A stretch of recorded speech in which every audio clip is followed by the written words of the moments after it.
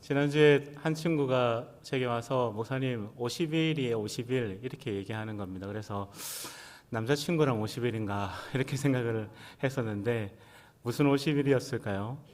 예, 수능이 50일 남았다고 그렇게 얘기했습니다. 지금 이제 다양한 친구들 중에도 이제 고3 학생들이 있습니다. 그래서 이제 수능 시험을 치게 되는데 여러분 우리 중고등부 친구들을 위해서 기도해 주시고 정말 하나님이 기쁨이 되는 우리 그런 친구들 될 수 있도록 우리 격려의 박수로 한번 응원해 주셨으면 감사하겠습니다.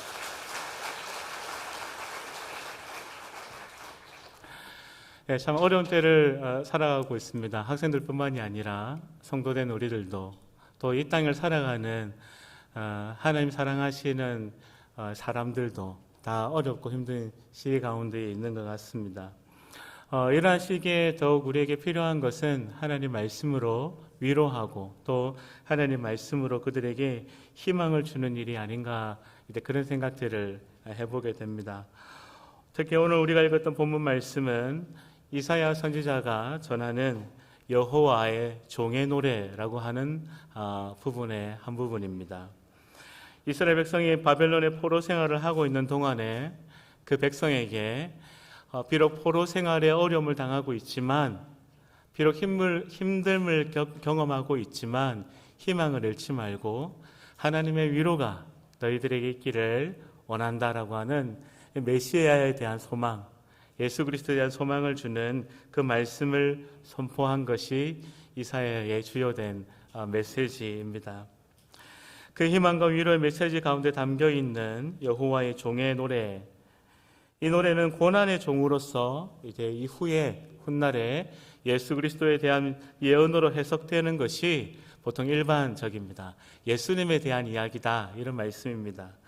하지만 그 당시에 이 성경이 쓰여졌던 시점에서 메시지를 전하는 선지자, 그 자신에 대한 처지와 사명을 말하는 것이기도 했습니다. 또 한편으로는 이 어렵고 힘든 시기를 살아가는 주의 성도된 우리들에게 어렵고 힘들지만 그 가운데에 예수 그리스도로 말미암는 소망과 희망이 우리 안에 있음을 이스라엘 백성의 신약시대 백성으로 살아가는 우리들에게 어떻게 살아가야 하는지 그 처지와 자세를 말해주는 그러한 말씀이라고 할 수도 있습니다. 오늘 본문 말씀은 참 이해하기 쉬운 좀 선명하고 뚜렷한 성격을 가지고 있습니다. 이 말씀이 마신 당시에 선지자가 어떠했는지를 보여주고 있습니다.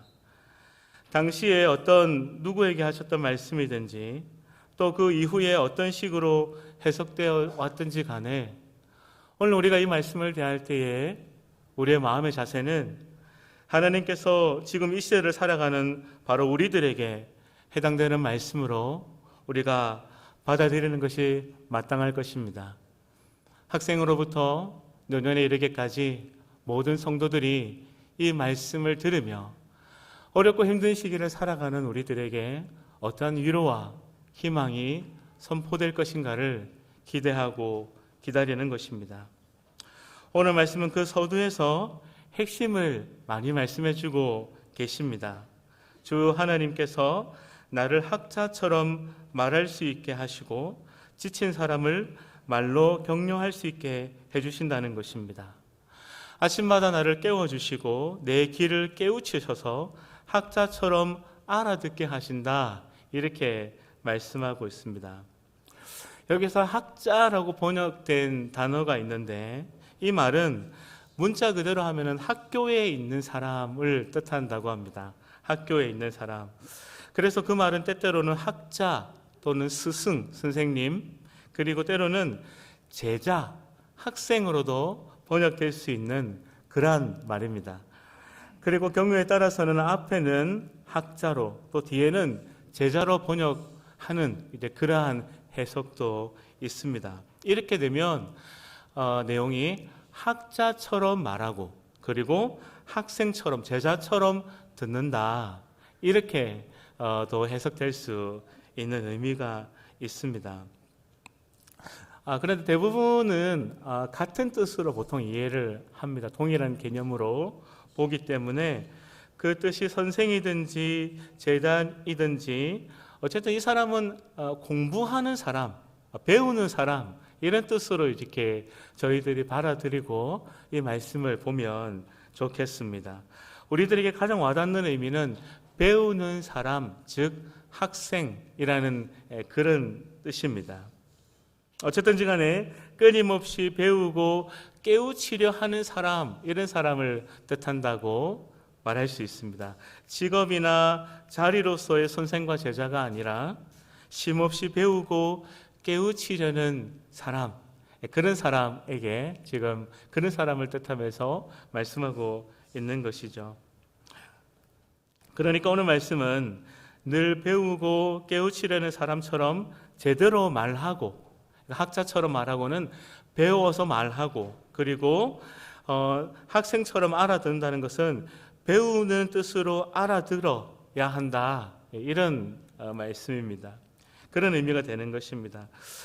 늘 자신의 부족함을 좀 깨닫고 어떻게 해야 될지를 몰라서 질문도 하고 말하고 또 듣기도 하는 그런 사람을 말하는 것이죠. 그래서 자기가 깨우친 것들을 바르게 전하는 사람, 전달하는 사람, 학생으로서 그렇게 우리가 본다면 본 말씀을 좀 바르게 제대로 이해할 수 있는 그런 방식이 아닐까 생각합니다. 오늘 말씀 첫 번째는 그 학자처럼 말할 수 있어야 한다고 이렇게 말하고 있습니다. 본문 말씀을 정확하게 따르면 하나님께서 나에게 학자처럼 선생처럼 말할 수 있게 해주신다, 이런 말씀입니다. 성경을 들여다보면 이스라엘 지도자들, 특히 선지자들의 경우에 공통되는 한 가지 특징이 있습니다. 그것은 무엇이냐면 말하는 것에 대한 두려움입니다. 말하는 것에 대한 두려움. 하나님의 소명을 받을 때에 한결같이 그 점을 굉장히 두려워하고 있습니다. 어디 특별한 소명을 받은 성경의 인물들만 그렇겠습니까?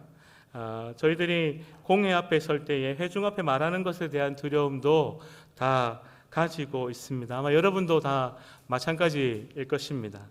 특히 공중예배 가운데에 수요 기도에 기도하라는 전화가 오면 굉장히 심장이 쿵쾅거리면서 어떻게 하면 이 위기를 모면할 수 있을까? 다음 순서를 넘길 수 있을까? 이렇게 어려워하시기도 하고, 또 이 앞에 서는 공중의 자리에 서는 것이 굉장히 힘들기도 하고, 특히나 남 앞에 서는 것을 좀 두려워하시는 분은 거의 그 두려움이 공포에 가까운 그런 수준이 될 것 같습니다. 그래서 성경의 인물들도 그러했다는 것입니다. 모세가 나는 혀가 둔하고 말이 어눌한 사람이다, 이렇게 말했고요. 오늘 말씀을 선포한 이사야는 나는 입술이 부정한 사람이다, 더러운 입을 가지고 있어서 하나님 말씀을 전할 수 없다, 이렇게 말했고요. 예레미야 선지자도 나이가 어려서 말을 잘 할 수 없다, 이렇게 말했습니다. 한결같이 말하는 것에 대한 두려움을 고백했습니다. 훌륭한 지도자들이 어떤 인간적인 진솔함을 드러내는 것과 동시에 많은 사람 앞에서 진실을 말한다는 것의 어려움에 대해서 말해주고 있는 것 같습니다. 진실을 거침없이 말한다는 것은 분명히 굉장히 어려운 일입니다. 특히나 지금 우리가 살아가는 시대가 아주 예전에는 이렇게 나타나지 않았던 새로운 단어들을 많이 쓰는데 가짜 뉴스라고 하는 그런 말도 쓰는 것 같습니다. 그러니까 뉴스는 진실해야 되는데 거짓된 뉴스들도 있더라는 것입니다. 날이 갈수록 세상이 악해져 가고 악한 가운데에 거짓된 소문, 가짜 말들이 더 많이 퍼져나가는 것이 이 시대의 모습인 것 같습니다. 이러한 세상 가운데 진실을 말하는 것이 여러분 얼마나 힘들고 어려운지 모릅니다.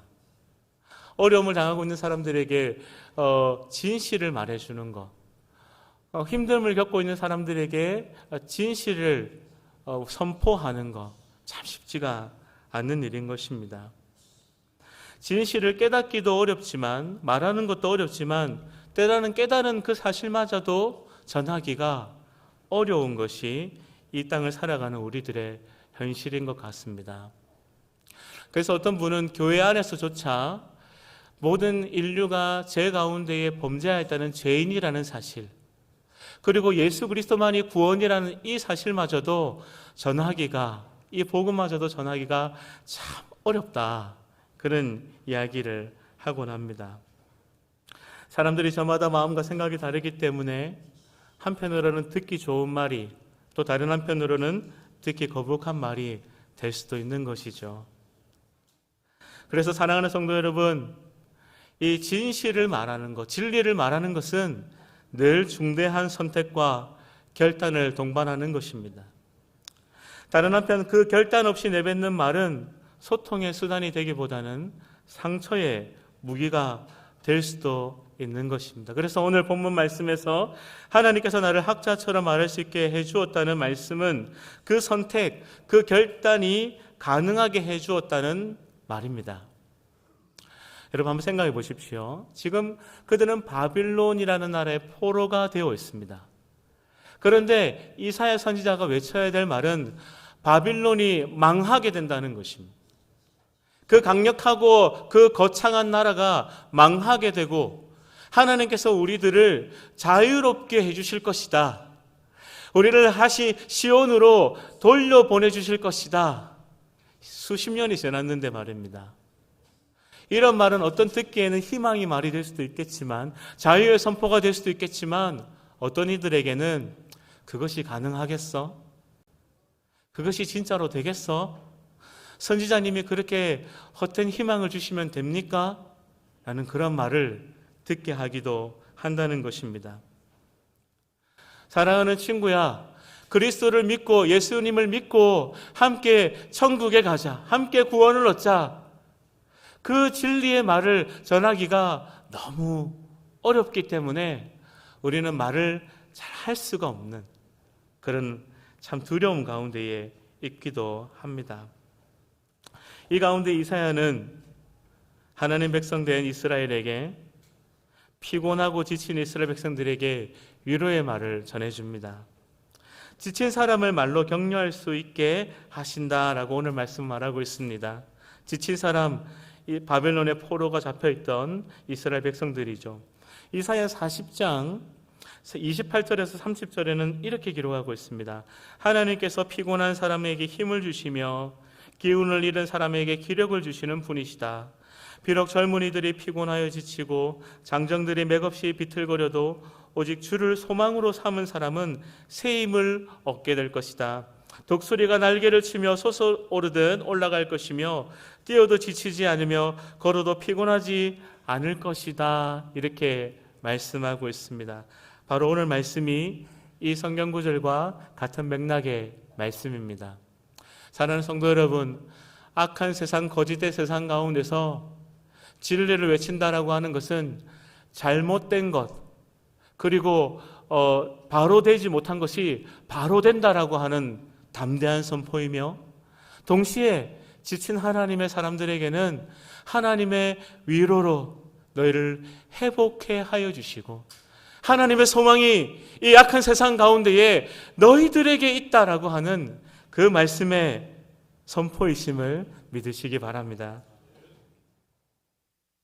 하나님께서는 우리가 그 말을, 그 진리의 말씀을 잘 선포할 수 있도록 우리를 돕는다라고 말씀하십니다.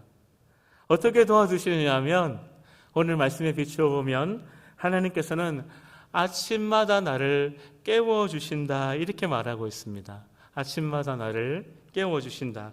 내 귀를 깨우치셔서 학자처럼 알아듣게 하신다. 우리의 막혀있는 귀를 뚫으셔서 우리가 들리지 않는 것들을 들리게 하시고 깨우쳐 주신다, 이렇게 말씀하신다는 거예요. 이게 오늘 말씀의 두 번째 초점입니다. 진실을 말씀하는 것, 말하는 것, 지친 사람들에게 위로와 희망의 말씀을 전할 수 있는 것은 나의 귀를 열어놓고 날마다 새롭게 깨우치는 일을 통해 가능한 것이라고 그렇게 말씀합니다. 이것이 선지자의 직무이며 하나님 말씀을 받은 자들의 직무이며 동시에 오늘을 살아가는 그리스도인의 직무입니다. 앵무새처럼 상투적인 말을 전하거나 헛된 소문이나 허황된 희망을 주는 말이 아니라 하나님의 분명한 그 말씀에 근거한 그 말씀에 주는 끊이지 않는 소망을 따라서 지치고 힘든 우리들에게 날마다 새롭게 주시는 그 소망을 주는 하나님의 말씀, 그것을 우리에게 전하라, 그것을 들으라, 이렇게 말씀하신다는 것입니다. 사랑하는 성도 여러분, 만일 여러분들이 누군가에게 어떤 해답을, 질문을 받았다라고 가정을 해보십시다. 그 사람은 우리에게 대답을 들으려고 청하고 있습니다. 뭐 상담을 청했을 수도 있고, 아니면 같은 얘기를 좀 나누고 싶어 했을 수도 있습니다. 그런데 그렇게 와서 그 사람이 말을 전해주고 본인의 어려운 힘든 점들, 답을 얻기를 원하는데, 우리의 말이 아주 상투적이고 뻔한 이야기를 전해준다면, 또는 본인이 잘 알고 있는 답을 그렇게 전해준다면, 힘내라, 위로한다, 이렇게 한다면 상대방이 얼마나 실망하고 또 마음이 이렇게 어려울까, 허탈할까요? 물론 여러 가지 말만 해도 효과가 있기는 합니다만은, 또 들어주는 것만으로도 위로가 됩니다만은, 어떤 절박하게 선택을 해야 되는 상황 가운데에 있는 사람들에게 상투적인 위로나 또는 그런 일반적인 대답만으로는 그 답이 충족될 수가 없는 것입니다. 그처럼 절박한 상황이 아니라고 할지라도, 예를 들어서 제가 매 설교마다 우리 중고등부 친구들에게 매일 하는 설교가 하나님 말씀을 읽으십시오, 기도하십시오, 친구들에게 복음을 전하십시오, 이렇게만 말한다면 얼마나 우리 친구들이 힘들어할까요? 또는 제가 열심히 신앙을 가르치고 말씀을 가르치려고 이렇게 노력을 했는데도 불구하고 듣는 친구들의 삶에 변화가 없고 새로움이 없다면 저는 또 얼마나 허탈하겠습니까? 변화가 없는 것은 참으로 힘든 일이며 참으로 우리를 어렵게 하고 무기력하게 하는 일이라는 것입니다. 우리가 이렇게 아주 학자 같은 대답, 아주 질서정연한 대답을 해줄 수 없지만, 의사 선생님처럼 아주 명쾌한 답을 줄 수는 없지만, 우리가 그들에게 소망과 희망을 전해주지 않으면, 우리라도 그 말을 하지 않으면 이 땅에 사는 사람들은 그 어디라도 소망을 발견할 수가 없다는 것입니다. 우리는 스스로 깨달음을 위해서, 또 깨달은 진실을 바르게 전달하기 위해서 끊임없이 바른 말씀을 들어야 할 이유가 있는 것입니다. 그 말씀을 듣고 그 말씀을 묵상하고 그 말씀을 깨우쳐서 세상의 거짓된 말이 아닌, 세상의 소문이 아닌 하나님께서 말씀하시는 그 바른 말씀들을 나누고 증거해야 하는 것입니다. 그래서 하나님께서는 우리에게 아침마다 깨우치는 길, 즉 늘 배우는 사람처럼 자기의 길을 열어놓기를 원하시는 것입니다. 이런 이야기가 있습니다. 한 랍비가, 지혜로운 랍비가 있었는데, 이 랍비에게 사랑하는 똑똑한 제자가 있었다고 합니다. 그래서 이 제자가 하루는 스승의 랍비를 찾아가서, 선생님, 저도 선생님처럼 가르치는 사람, 학자가 되고 싶습니다, 이렇게 이야기를 했습니다. 그러자 랍비가, 아니다 제자야, 학자는 절대 하지 마라, 이렇게 이야기를 했습니다. 그래서 아니 선생님처럼 학자가 되고 싶은데 왜 되지 말라고 하십니까? 그러자 랍비가 하는 말이, 학자가 학자다우면 진정한 존경을 받을 수가 있겠지만 보통의 학자는 자기와 생각과 틀렸다고 다르면 다 틀렸다고 한다. 그러므로 적이 많기 때문에 학자, 선생은 되지 마라, 이렇게 말을 했습니다. 그러자 이 제자가, 그럼 선생님 저는 선생님처럼 아주 훌륭한 성직자가 되고 싶습니다, 이렇게 이야기를 했습니다. 그러자 랍비가, 성직자도 되지 마라, 이렇게 이야기했습니다. 왜 그러냐 하면, 성직자가 성직자다우면 큰 존경을 받겠지만 자기가 믿는 바와 다르다고 다 잘못이라고 정죄를 한다면 그것 또한 문제가 된다는 것입니다. 그러니 학자에다가 성직자까지 겸하게 되면 그 문제의 정도가 훨씬 더 심해지는 것이 되겠죠. 오늘날 진리를 탐구하고 깨우쳐서 전해야 하는 사람들이 그렇게 되었다는 것입니다. 진실한 뉴스를 전해야 되는 사람들이 진실을 전하지 못하고, 진실하게 살아야 하는 사람들이 진실하게 살지 못하고, 심지어는 참된 복음을 전해야 되는 교회마저도 손가락질 받는 이 어두운 세상이 여러분 얼마나 암울하고 얼마나 절망스러우십니까? 비록 학자와 성직자에게만 해당되는 이야기가 아닌 것 같습니다. 도무지 다른 사람의 목소리에는 귀를 기울이지 않고 자기만의 세계 또는 자기만의 이해관계에 매몰되어 있는 오늘날의 세대를 우리가 보게 되는 것입니다. 우리가 너무나 잘 알고 있는 이야기가 아니겠습니까? 자기 세계에만 갇혀 있는 사람들, 자기가 보고 싶은 것만 보는 사람들, 어떤 말을 내뱉는지 우리가 알고 있는 것입니다. 도무지 다른 사람 이야기를 들으려 하지 않습니다. 도무지 다른 사람과 대화를 하려고 하지 않습니다. 내 말이 틀렸다는 생각을 눈꼽만치도 하지 않습니다. 내 말이 계속 옳다고만 주장을 하니 다른 사람을 배제시킬 수밖에 없고 우리 편이 아닌 적을 만들 수밖에 없는 것입니다. 그리스도인이 그렇게 더욱 하고 있는 것입니다. 세상과 달라야 하지 않겠습니까? 하나님을 기뻐하는 사람들이 되어야 되지 않겠습니까?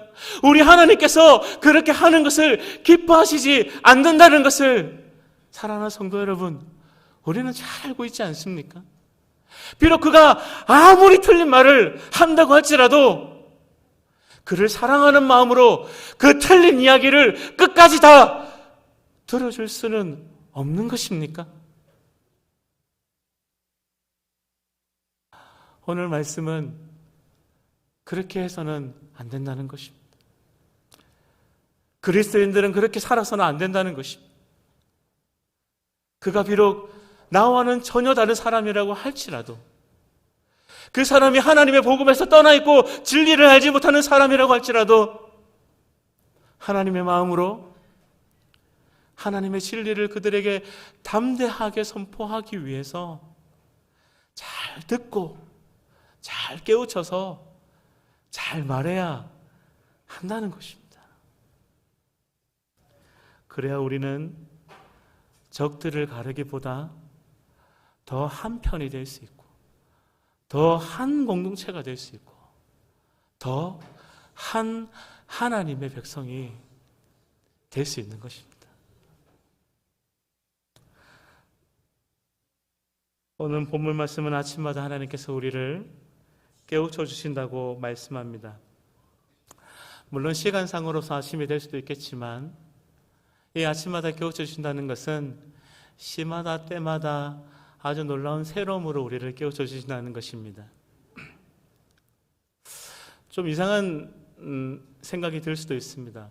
늘 아침마다 우리가 바라보는 시선이 사실은 똑같습니다. 똑같은 사람, 똑같은 풍경, 똑같은 집, 똑같은 거리, 똑같은 세상. 그런데 어떻게 이것이 날마다 새로워질 수 있을까? 의문스럽습니다. 오로지 우리에게 주어진 일들을 그날 하루 동안 열심히 해내는 것이 더 중요한 것 같고, 그동안 배우고 알고 있는 것을 좀 제대로 살아갈 수 있는 것 더 중요하지 않나 이렇게 생각하실 수도 있겠습니다. 그럴 수 있습니다. 우리 사람 사는 모양들이 하루하루 아주 놀랍게 변하는 것 아니지 않습니까? 세월이 지나갈수록 더 그런 것 같습니다. 오히려 변화를 두려워하고 변하는 것을 더 싫어하는 그렇게 살아가는 인생도 있습니다. 근데 여러분 그런 경험 해보신 적 있는지 모르겠습니다.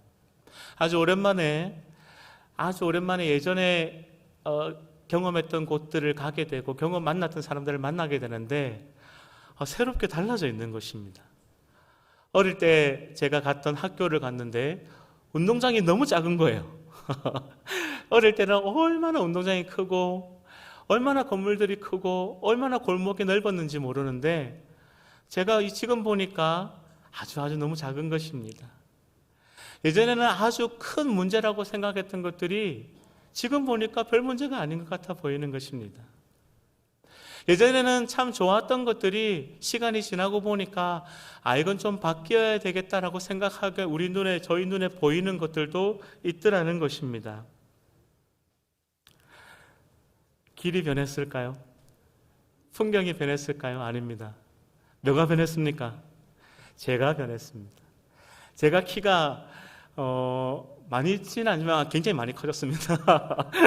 굉장히 키가 많이 크고 제가 보는 시선이 달라지게 된 것입니다. 사랑하는 여러분, 늘 보는 모습, 늘 보는 풍경, 늘 만나는 사람들이 달라 보이게 되는 것은 내가 보는 눈, 나의 시선, 나의 마음이 달라지는 것 때문에 그렇다는 것입니다.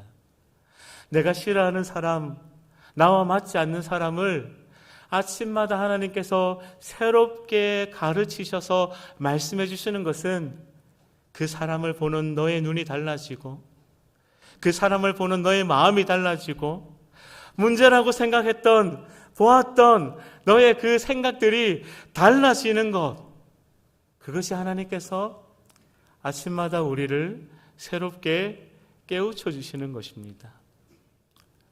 어려운 문제들이 하루아침에 바뀌지 않죠. 그 사람을 사랑하는 마음이 갑자기 생기지 않는 것입니다. 그렇다면 우리는 하나님, 상황이 바뀌지 않고 사람이 바뀌지 않는다면 저라도 변하게 해주십시오라고 그렇게 해야 된다는 말씀입니다. 매주 우리가 같은 형식의 같은 말씀을 예배를 반복하면서도 그 말씀이 새롭게 우리 귀에 들리게 되는 것은 하나님께서 그 말씀을 우리에게 새롭게 해주시기 때문입니다. 새 술이 새 부대에 담기는 것처럼 우리의 마음이 새롭게 될 때에 늘 듣던 말씀이 새롭게 들리게 되는 것입니다. 열린 마음으로 바라보고 열린 귀로 들으려 할 때에 우리는 그 열린 마음과 열린 귀를 통하여 새로운 말씀과 상황과 그리고 영혼에 대한 새로운 깨달음을 얻게 되는 것입니다. 그 깨달음이 있을 때 우리는 비로소 진실하게 되는 것입니다. 진실하게 사람들을 격려할 수 있게 되고 진실하게 사람들을 사랑할 수 있게 되고 진실하게 사람들과 관계를 맺어갈 수 있는 것입니다. 잘 들어야 잘 말할 수 있습니다.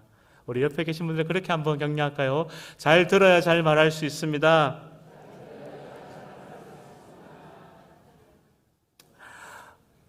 물론 그 가운데에 어려움이 있습니다. 하나님의 사자라도 하나님의 자녀라도 핍박을 받을 수 있고 삶의 현실에 대한 여러 가지 어려움을 당할 수 있습니다. 진실을 교회가 말할수록, 진실을 그리스도인들이 말할수록 세상이 좋아하지 않는 것입니다. 그래서 오늘 우리의 신앙은 그 진실을 말함으로 말미암아 고난받으시는 종으로서의 예수 그리스도, 고난받으시는 종인 메시아에 대한 설명으로 이어지고 있으며 그 메시아를 이해하고 십자가에 달리신 그리스도를 깊이 묵상할 때에 우리의 삶에서 닥치는 진리를 말함으로 십자가에 달리는 그 고난을 우리의 삶에서 기꺼이 감당할 수 있다고 말씀합니다. 하나님에 대한 믿음은 그 진실을 거절하지 않고 거부하지 않습니다. 오늘 말씀은 우리에게 이렇게 말합니다. 주 하나님께서 나를 도우시니 그들이 나를 모욕하여도 마음이 상하지 않았고 오히려 내가 각오하고 모든 어려움을 견디어내었다. 내가 부끄러움을 당하지 않겠다는 것을 내가 아는 까닭은 나를 의롭다 하시는 분이 가까이 계시기 때문이다. 아멘. 새로운 번역의 말씀은 이렇게 말하고 있습니다. 보라, 여호와께서 나를 도우시리니라는 것입니다. 사랑하는 성도 여러분, 진실을 깨우치기 위해서 길을 열고 그리고 두려움 없이 진실을 말하기 위해서 다시 한번 우리 각자의 삶과 믿음을 돌아보시기를 바랍니다. 우리는 얼마나 거짓말하며 헛된 말들을 수없이 만들어내고 다른 사람에게 퍼뜨리고 있습니까? 저가 그렇습니다. 내 마음과 내 기준에 맞지 않는다고 다른 사람들을 폄하하고 멸시하고 조롱하면서 그렇게 살아가고 있습니다. 우리가 다 그렇습니다. 한 사람도 예외가 없습니다. 그러므로 우리는 잘 듣고 잘 배우는 것처럼 잘 전해야 하는 것입니다. 특별히 날이 갈수록 악해져 가는 세상, 거짓말이 더욱더 퍼져가는 세상 가운데서 우리는 잘 듣고 잘 말해야 합니다. 진실한 삶을 살았고 진리를 말씀하셨지만 바로 그 때문에 십자가에 달리신 예수 그리스도를 기억하며 진리를 말하기에 두려워하지 않고 십자가에 달리기를 담대히 나아가는 우리들이 되기를 바랍니다. 그로부터 얻는 깨달음으로 기쁨을 누리며 하나님의 큰 기쁨이 되시는 세상의 위로를 전해주는 우리 성도 되시기를 주님으로 간절히 소망합니다. 아멘.